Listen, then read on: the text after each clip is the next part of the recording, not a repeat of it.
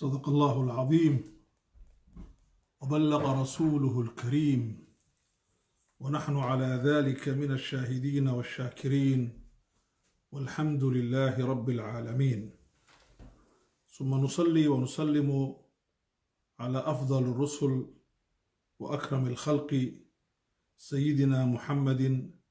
وعلى آله وصحبه أجمعين. أما بعد أيها الإخوة أيتها الأخوات، السلام عليكم ورحمة الله تعالى وبركاته.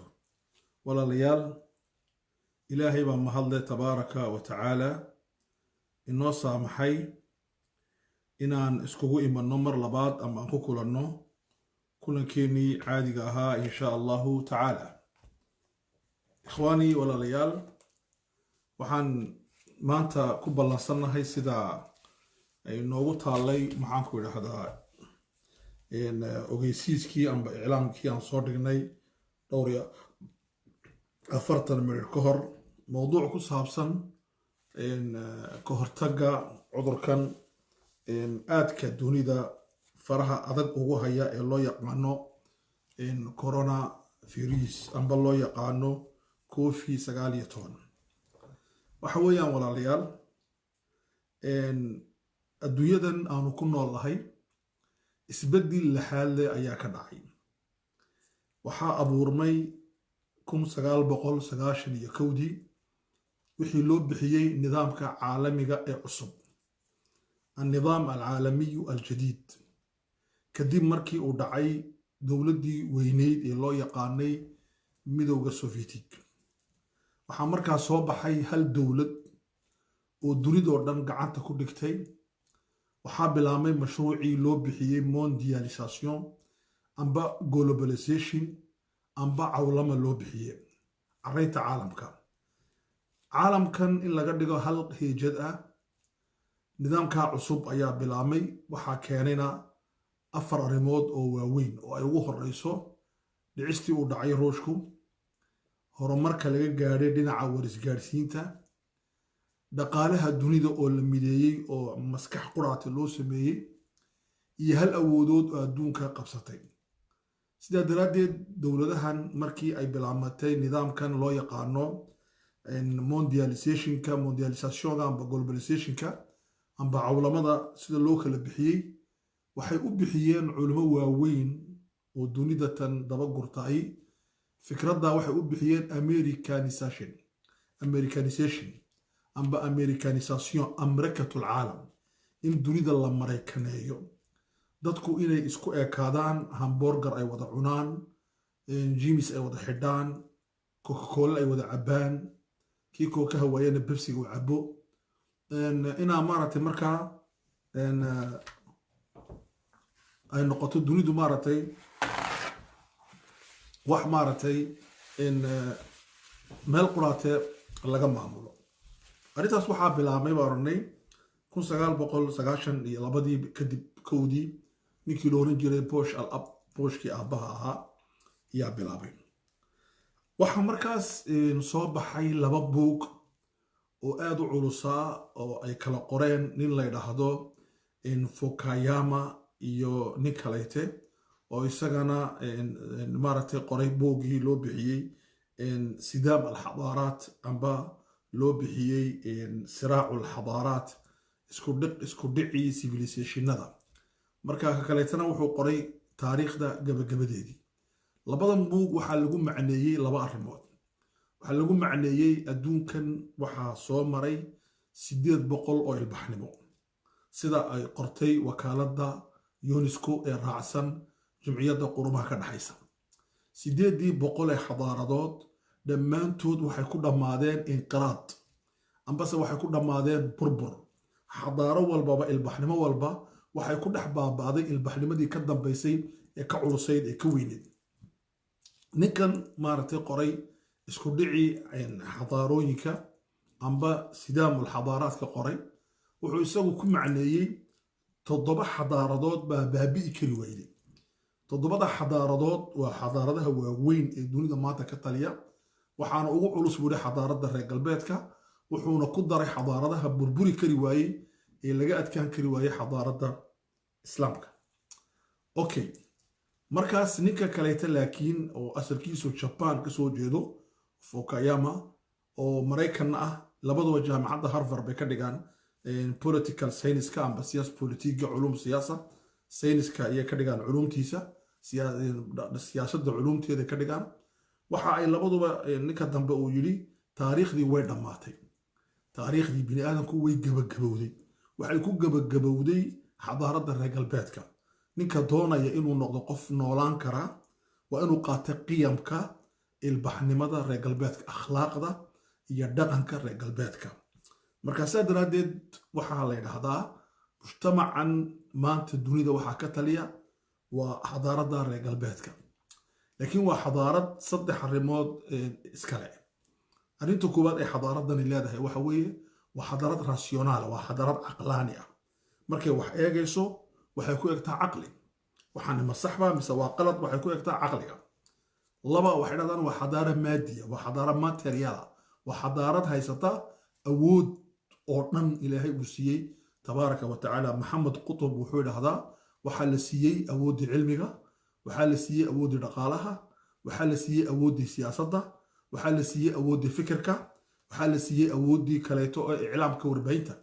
waxay ku darsadeen laba awoodood oo kale awoodda waxay ku darsadeen waxa loo yaqaan inay hubka iyagu ay sameeyaan iyagu ay gadaan iyagu ayna dibadda ay geeyaan marka taasina way haystaan waxay kala haystaan waxa loo yaqaan al-qaraar ad-dawli inay qofka ay doonana sheedaan ka dhigaan qofka ay doonana ay ka dhigaan khayr qabe marka dunida waxay u qaybiyaan akhyaar iyo ashraar waxayna taa ku haystaan nidaamka dhado veto-da oo ay ku haystaan 5 wadan oo 3 wadani ay yihiin reer galbeed waa Mareykan iyo Ingiriis iyo Faransiis wadanka kalena waa Ruush isaguna waa diinta Kristaanka wadanka soo raaca waa China oo Buddhism markaas amba Confucius lagu daray communism iyo shuuciyad lagu daray waxa weeye marka dunidan aan ku noolahay saas bay u socotaa waxa weeyaan warbaahinta meel qoraatay ka soo baxdaa in siyaasaddu meel qoraatay ka soo baxdaa awoodda dad qorata haysta sidaa daraadeed noloshana iyo ka macneeya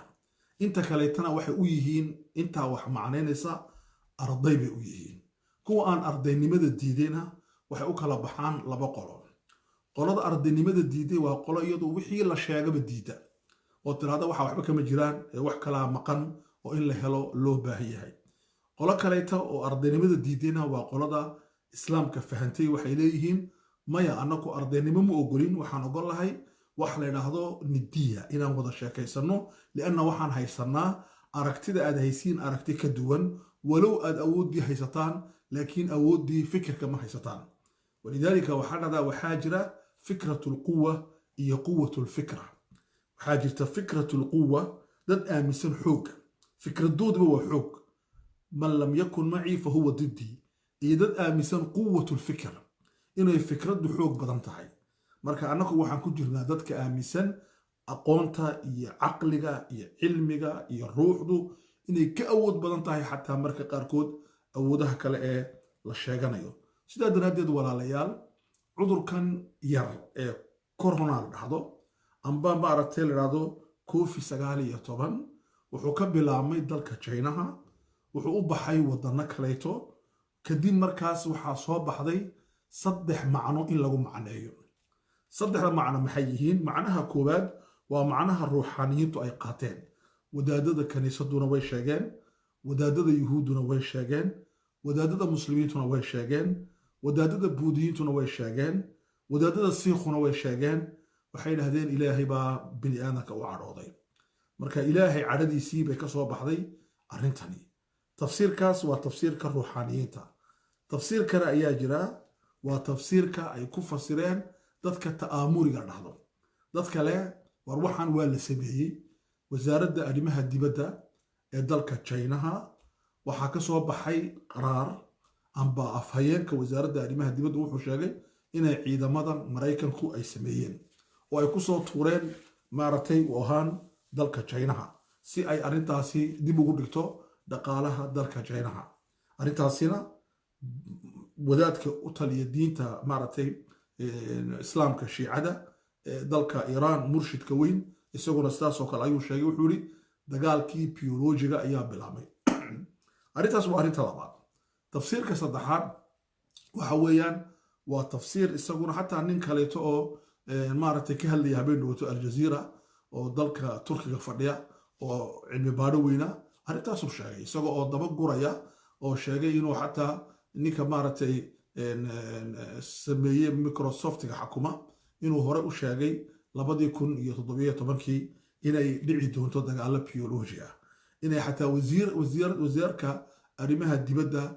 maaragtay waqtigii 1990 dalka Mareykanka inuu sheegay isagoo wasiirka shandhiga ujeeda inuu sheegay inuu soo socdo dagaalo biyoloji ah oo dhinaca maaragtay la isku diri doono. marka waxay leeyihiin dad fara badani waa dagaalkii oo noocan ma la jarribay oo la bilaabay.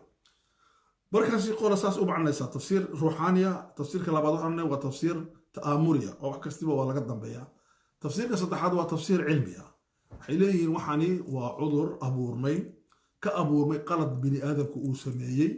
qaladkaas bini aadamku ay sameeyeenna waxay ku sameeyeen si qaldan. maxaa yeelay marka uu hadlayaan culummada u shaqeysa maaragtay ururka caalamka caafimaadka waxay sheegayaan dalka Shiinaha inay wada nool yihiin arigii iyo lo'dii khanaasiirtii aydii xayawaankii maaragtay baranbaradii jiirarkii waxaasoo dhan ta meel lagu ururiyo inay waxaas oo dhan meel lagu hayo oo fiirisyadoodii ay isku tatabiyaan. markaasay iskugu tatabinayeen bay bini aadankana u soo tabaan. waxay culummadu ay sheegayaan markay cilmi baadhis ay sameeyeen jidhkeenna hormoonaadka uu ka kooban yahay 90% waa fiirusyo soo ururay kun malaayiin sano jidhkeenna la soo ururay ilaa uu jidhkeennu abu samaysmay fiiris walba suu iska difaaci lahaa. marka waxay leeyihiin fiirisyada inta badan xayawaanku bini aadamka uma soo gudbayn laakiinse waxaa la ogaaday inay maanta ay jiraan fiirisyo kasoo gudbay xayawaankii oo u soo gudbay bini aadamkii kadib markuu bini aadamku khalado fara badan uu ku dhacay. markaas intaas waa saas waxaa ku macaninaya culummadii cilmiga baadhaysay. markaa saddexdaa tafsiir baa ina hor yaalla. annagu ma nihin dadka tafsiir quraata uun qaata laakiin waxaa jira filosof weyn oo muslima oo magaciisa la dhahdo abu yucrab almarsuuqi wuxuu oo reer Tunis ah wuxuu qoray maqaal maalin dhaweeta ka qoray corona oo dhex yaalla tafsiirka shacbawiga ah iyo tafsiirka cilmiga ah. sida dadka shacbawiyiinta ee dadka caadiga la hadla ee kulayliye ee ka cadhaysiiye ee quluubtooda la hadla say u fasirayaan iyo kuwa maaragtay cilmiga wax ku fasira say u fasirayaan. mufakirkaa weyn filosofkaa weyn wuxuu soo saaray inay labaduba ka dheeriyeen xaqiiqada. maxaa yeelay waxyaalada xaq saxda ah in la gaadho waxaa ka mida buuri in aan oran karno tafsiir saddexaad inaan soo saari karno oo ah tafsiir xadaari lilmarad. maradkan dhinaca civilizationka haddaa ka eegno qalado badan baa inoo soo bixi doona. waxaa ka mida buuri dhinaca matalan la dagaalanka cudurrada jidhka bini aadamka sidii loo taglaalayay sidii cudur looga ilaalinayay waxaa ku dhacay dacfun fi lmanaaca. waxaa ku dhacay inuu manaacadii difaacii jidhku inay daciifto inuu cudur wal oo yar oo yimaadaba u noqdo raq oo markaa uu ku dhici karo. idan qaladkaas maxaa galay buu leeyahay markii bini aadamka laga dhigay raq la taglaalo ilaa uu noqday qof aan jidhkiisu usaa noqonayo ambase laga ilaaliyo cudurba inuu ku dhaco oo uu noqday jidhkiisu jidh aanan abuurmi karayn manaacadii aan samaysan karin. dhinaca kale wuxuu yidhi waa wax ay keenaan ilbaxnimadu. waxaa ka mida buu yidhi in qaladada weyn ee la galaya waxaa ka mid a inaan cuntooyinka aan cunayno habka aan cunayno habka aan u diyaarsanayno habka aan ula dhaqmayno mufradaadka nolosha habka nolosha u socoto inay halis badan ay ku maaragtay sal leedahay. sidaa daraaddeed waxaa dhici karta buuri in la dhahdo tafsiir xadaariya in loo helo ah qaladada insaanku uu samaynayo inay keensan karto. ilaahay kitaabkiisana arrintaasaa ku cad. qur-aanku wuxuu leeyahay bini aadamku markay qalad galaan anna haadihi halkay ka dhacday sidii qaswatu uxud ilaahay wuxuu leeyahay qul huwa min cindi anfusikum ininkaa keenay gacantiinaa keentay fabima kasabat aydiikum. markaasi waxa weeyaan problemka bini aadamkaa ka mas-uula. ilaahayna tabaaraka wa tacaala arrintaasi kama hor imanayso taqdiirkiisa ilaahiga ah ee ilaahay inuu qadaro tabaaraka wa tacaala. bismi illah ikhwaanii fillah maradkan jiradan cudurkan corona dalka Mareykanka oo ah waddanka dunida ugu xoog badan waxa uu ku tilmaamay inuu yahay dagaal qaran qaranka maraykanku inuu dagaal ku jiro oo taariikhda dagaaladuu soo maray kii ugu adkaa ah waxyaab la weeye waxay la dagaalamayaan wax aan la arkayn oo dhahda magaciisa corona markaasi waxayna kula dagaalamayaan awooddii dalka maraykanka oo dhan marka wuxuu leeyahay khudbaddii uu jeediyey daraa toole madaxweyne trump 7 jeer buu hadal qaaday kelmadda dagaal madaxweynaha faransiiska oo waddanka afraad ee dunida ugu xoog weynaa wuxuu sheegay inuu la dagaalamayo cudurkaas oo ah dalka faransiisku inuu ku jiro dagaal mustashaaradda xukunta dalka jarmalka michael waxay tiri waxaa suurtagala 70% shacbiga jarmalka inuu ku dhaco waa wadannada adduunka ugu caafimaad badan waa wadannada adduunka ugu awood badan bay ku jirtaa laakiin waxay tiri 70% inuu ku dhaco